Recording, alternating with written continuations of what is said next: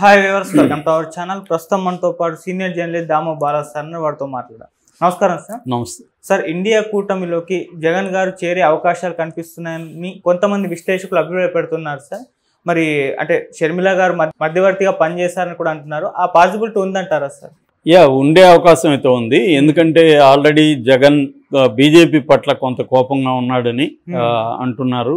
ఎందుకంటే బీజేపీ ఈ ఎన్నికల్లో జగన్ని దెబ్బకొట్టడానికి ఎక్కువ ట్రై చేసింది. సో చంద్రబాబు కోరుకున్న విధంగా బీజేపీ ప్రవర్తించింది. దాన్ని బట్టే ఎలక్షన్ కమిషన్ కూడా మ్యాక్సిమం తెలుగుదేశానికి కూటమికి అనుకూలంగానే ప్రవర్తించిందని మనం మొన్న కూడా చెప్పుకున్నాం. చాలా విషయాల్లో క్లియర్గా ఎలక్షన్ కమిషన్ తెలుగుదేశం కూటమికి అనుకూలంగా నిర్ణయాలు తీసుకునింది. వాళ్ళకి నచ్చిన విధంగా అధికారులను మార్చేసి పురంధేశ్వరి ఎవరెవరినైతే అధికారులను మార్చమని ఆ ప్లేస్లో ఎవరినెవరిని చెప్పిందో పెట్టమని అదేవిధంగా ఎలక్షన్ కమిషన్ చేసింది. సో డీజీపీని మార్చారు, విజయవాడ ఆయన కమిషన్ మార్చాడు, తర్వాత ఇంటెలిజెన్స్ డీజీని మార్చారు, దాదాపు 6 జిల్లాల్లో ఎస్పీలు మార్చారు, కలెక్టర్లు మార్చారు. చివరి నిమిషంలో కూడా అంటే ముందు రోజు నైట్ కూడా చాలామంది పోలీస్ అధికారులను మార్చేశారు. సో దీనివల్ల అనేక చోట్ల టీడీపీ రిగ్గింగ్ చేసుకునింది అనేది వైసీపీ వాళ్ళు ఆరోపిస్తున్నారు. సో అట్లాగే మనకి వీళ్ళ గొడవలు మాత్రం వీడియోలోకి వచ్చాయి, పిన్నెల్లి లాంటివి. ఇటుపక్క తెలుగుదేశం చేసింది మాత్రం ఎక్కడ రాలేదు. అట్లాగే చాలా బూతుల్లో పోలీసుల్ని వైసీపీ డామినెంట్గా ఉన్న ఏరియాలో ఏమో పోలీసులు లేరు, తెలుగుదేశం డామినెంట్గా ఉన్న ఏరియాలో ఏమో పోలీసులు ఉన్నారు. సో అది కూడా ప్లాన్డ్గానే చంద్రబాబు చెప్పినట్టే జరిగింది. అట్లాగే చివరికి పోస్టల్ బ్యాలెట్ విషయంలో కూడా చంద్రబాబు అనుకూలంగానే ఈసీ నిర్ణయాలు తీసుకుంది. దాని మీద వైసీపీ వాళ్ళు కోర్టుకు వెళ్ళారు. ఈరోజు 6 గంటలకి కోర్టు తీర్పు ఇచ్చే అవకాశం ఉంది దాని మీద. అంటే క్లియర్గా ప్రతి విషయంలో కూడా బీజేపీ కూటమికి అనుకూలంగానే ప్రవర్తించింది. బిగినింగ్లో జగన్ వైపు ఉన్నట్టుగా కనిపించింది, కానీ మెల్లమెల్లగా వాళ్ళు ఒక్కొక్క ఫేజ్ ఎన్నికలు జరిగే కొద్దీ వాళ్ళకి నమ్మకం పోతుంది. మనమే ఇండిపెండెంట్గా గవర్నమెంట్ ఫామ్ చేయలేము అన్న వాళ్ళకి అభిప్రాయం బీజేపీకి వచ్చింది. దానివల్ల చంద్రబాబు అవసరం ఉంది మనకనేది వాళ్ళు గుర్తించారు. ఇక్కడ జగన్ చంద్రబాబు అన్నప్పుడు మనం చంద్రబాబు వైపు వెళ్ళాలి. ఎందుకంటే జగన్ కూటమిలో చేరడు, రేపొద్దున కూటమి అంటే ఎన్డీఏలో, జగన్ ఎన్డీఏలో చేరనప్పుడు మనకి ఎన్డీఏలో చేరిన చంద్రబాబుకి సపోర్ట్ చేయకపోతే మనకి ఇక్కడ ఎక్కువ సీట్లు రాకపోతే రేపు సెంట్రల్లో ఇబ్బంది అవుతుంది. జగన్కి రేపు సీట్లు వచ్చినా మనకి ఇస్తాడో లేదో తెలియదు. ఎందుకంటే టఫ్ సిచ్యువేషన్ వస్తే కూటమి వైపే జగన్ వెళ్ళే అవకాశం ఉంది అన్న ఒక అభిప్రాయం బీజేపీలో వచ్చింది. దీనికి కారణం అంటే జగన్ ముందు నుంచి కూడా లాస్ట్ ఎన్నికల్లో కూడా ఏం చెప్పాడంటే ప్రత్యేక హోదా ఎవరు ఇస్తానంటే వాళ్ళకి నేను మద్దతు ఇస్తానని చెప్పాడు. మరి ఆల్రెడీ రాహుల్ గాంధీ ప్రత్యేక హోదా మీద నేను మొదటి సంతకం చేస్తానని కూడా హామీ ఇచ్చాడు. సో రేపొద్దున ఇండియా కూటమి అధికారంలోకి వస్తే ప్రత్యేక హోదా ఇస్తామని వాళ్ళు అనౌన్స్ చేయొచ్చు. ఇస్తామని అనౌన్స్ చేసినప్పుడు జగన్ వాళ్ళకే సపోర్ట్ చేయొచ్చు ప్రత్యేక హోదా కోసం. సో ఇవన్నీ దృష్టిలో పెట్టుకొని బీజేపీ క్లియర్గా చంద్రబాబుకి సపోర్ట్ చేసింది. ఆ మేరకు జగన్ వైసీపీ నష్టపోయింది. చాలా చోట్ల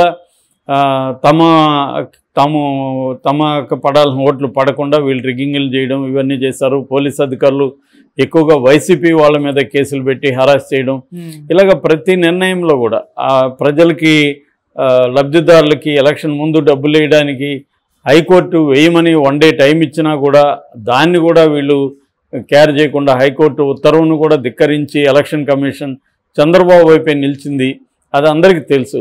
సో ఒక్క సిఎస్ని తప్ప అందరినీ మార్చేశారు. సిఎస్ని మార్చకపోయినా సిఎస్ వైసీపీ తరఫున పనిచేసింది కూడా ఏమీ లేదు అక్కడ.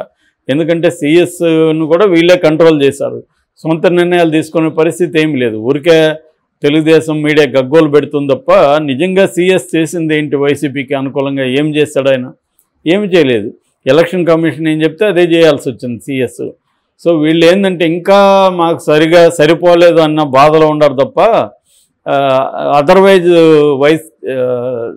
ఎలక్షన్ కమిషన్ మీద కూటమికి పెద్ద కంప్లైంట్స్ లేవు, కానీ వీళ్ళు విపరీతంగా కంప్లైంట్స్ ఉన్నాయి వైసీపీకి. దీన్ని బట్టి క్లియర్గా మనకి కూటమి తరపునే ఈసీ పనిచేసిందనే విషయం అర్థమవుతుంది. దానివల్ల జగన్ కొంత కోపంగానే ఉన్నాడు. అంటే మనం ఇన్ని రోజులు చేసినా కూడా వీళ్ళు చివరికి నాకు యాంటీగానే పనిచేస్తారు, ఇలాంటి వాళ్ళని మనం నమ్మకూడదు అనే విషయం జగన్ కూడా వచ్చినట్టుగా తెలుస్తుంది.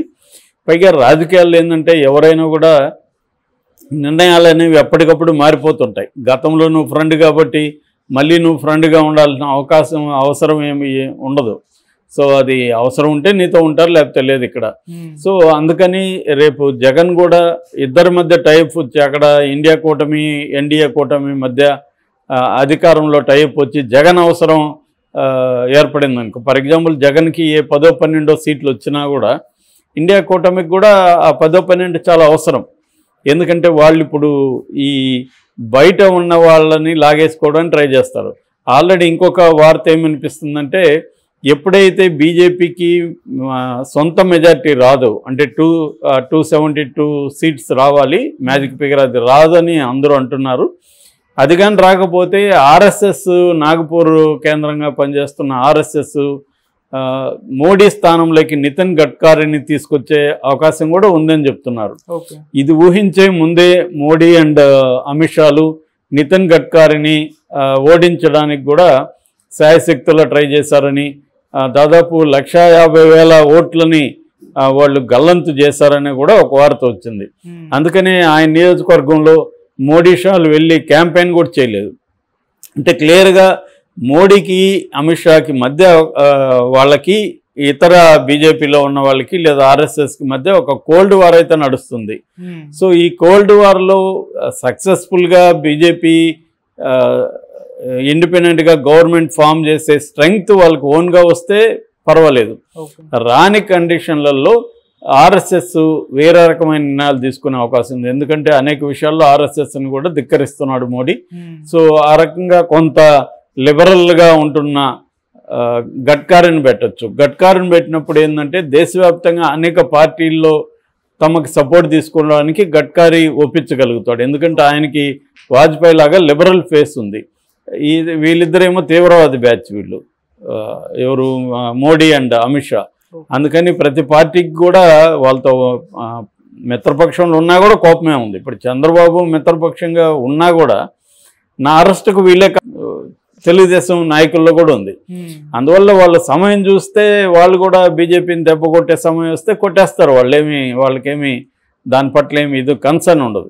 జగన్ కూడా అంతే. జగన్ కూడా ఈ 10 ఏళ్లలో కేసుల్ని ముందుకి వెనక్కి తీసుకెళ్లకుండా కత్తుల్లాగా జగన్ మీద తల మీద ఏలాడదీస్తూ ఉన్నారు బీజేపీ వాళ్ళు. ఆ కోపం జగన్లో కూడా ఉంటుంది కదా. విధి లేక మనకి ఎవరైనా లొంగి ఉండొచ్చు, కానీ వాళ్ళకి ఛాన్స్ దొరికినప్పుడు మన మీద కక్ష తీర్చుకుంటారు. సో అదే పద్ధతిలో జగన్ కూడా ఉన్నాడు. సో ఇప్పుడు సోనియా గాంధీ కొంత హోప్ రావడంతో వాళ్ళు యాక్టివ్ అయినారని చెప్తున్నారు. సో షర్మిల ద్వారా రాయబారం పంపించారని, వీడియో కాల్లో కూడా మాట్లాడారని ఒక వార్త అయితే బయటకు వచ్చింది. ఇది ఎంత నిజమో తెలియదు, కానీ పాజిబుల్ అయితే పాజిబుల్. ఎందుకంటే ఎలక్షన్ ముందే వీళ్ళు కొంత మాట్లాడి పెట్టుకోవాల్సిన అవసరం అయితే కనబడుతుంది. రేపు పొద్దున సింగిల్ లార్జెస్ట్ పార్టీగా బీజేపీ వచ్చినప్పుడు బీజేపీని పిలుస్తారు రాష్ట్రపతి. వాళ్ళు ప్రూవ్ చేసుకోవాల్సి ఉంటుంది. ప్రూవ్ చేసుకోలేని కండిషన్లు వీళ్ళు కూడా మాకు ఎంత మద్దతు ఉందని వీళ్ళందరూ లిస్ట్ ఇస్తారు ఎలాగో రేపు పొద్దున. సో ఇది కొంత డ్రామా నడుస్తుంది. టైట్గా కానీ వస్తే, టైట్గా రాకుండా ఎన్డీఏ కూటమి అధికారంలోకి వచ్చేస్తే ఓకే, రానప్పుడు ఇవన్నీ పాసిబిలిటీస్ ఉన్నాయి. ఎందుకన్నా మంచిదని ఎలక్షన్ ముందే కూటమి వాళ్ళు కూడా వివిధ పార్టీల్ని కాంటాక్ట్ చేస్తున్నట్టుగా మనకు తెలుస్తుంది. నిన్న జైరామ్ రమేష్ కూడా ఇదే విషయాన్ని చెప్పాడు విలేకరుల సమావేశంలో. మేము ఖచ్చితంగా ట్రై చేస్తాము అనేక పార్టీలను అనేసి. ఆ రకంగా బీజేపీతో కొద్దిగా ఇబ్బందిగా ఉంటున్న జగన్ ఖచ్చితంగా ఇటువైపు వెళ్ళే అవకాశం ఉంది. ఆల్రెడీ బీజేపీ వాళ్ళు కూడా కాంటాక్ట్ చేశారు కాబట్టి ఆ వైపుగా వెళ్ళే అవకాశాలు అయితే లేకపోలేదు. Okay sir, thank you so much. రాని కండిషన్లలో ఆర్ఎస్ఎస్ వేరే రకమైన నిర్ణయాలు తీసుకునే అవకాశం ఉంది. ఎందుకంటే అనేక విషయాల్లో ఆర్ఎస్ఎస్ని కూడా ధిక్కరిస్తున్నాడు మోడీ.